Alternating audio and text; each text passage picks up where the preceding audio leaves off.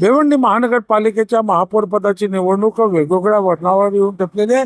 असंख्य राजकीय घडामोडी या निमित्तानं घडताना आपण पाहतोय. आपण जर पाहिलं तर भिवंडी शहरातील महापौर पदाच्या निवडणुकीत भाजपाचे जे उमेदवार होते नारायण चौधरी त्यांनी ऐनवेळी काँग्रेस आणि राष्ट्रवादी काँग्रेसच्या सोबत जाण्याचा निर्णय घेतला आणि त्यानंतर काँग्रेस पक्षाने सुद्धा नारायण चौधरी यांच्या नावाला पसंती दिलेली आहे.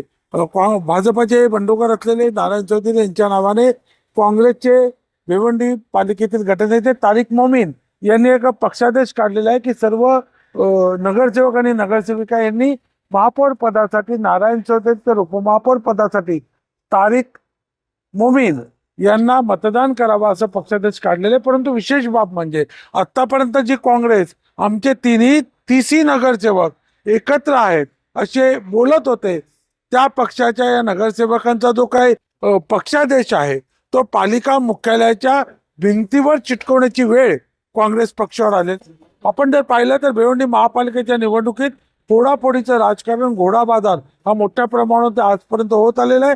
मागच्या 20 वर्षाच्या काळामध्ये दर पंचवार्षिक निवडणुकीत अशा पद्धतीचा अनुभव भिवंडीमध्ये आलेला आहे. आणि अशा पार्श्वभूमीवरती जर काँग्रेस पक्षाच्या एकसंघ असलेल्या 30 नगरसेवकांचा पक्षादेश महापालिकेच्या प्रवेशद्वारावर भिंतीवरची चिटकवला जातो, याचवरून काँग्रेस पक्षामध्ये सुद्धा आत्ताच्या घडीला अलबेल असं काही नाही, असंच काहीच चित्र आहे.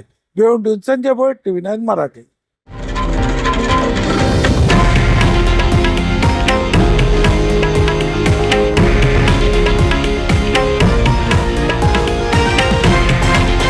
हे आहे देशातील नंबर 1 न्यूज नेटवर्क आणि आपण पाहत आहात TV9 मराठी, एकमेव.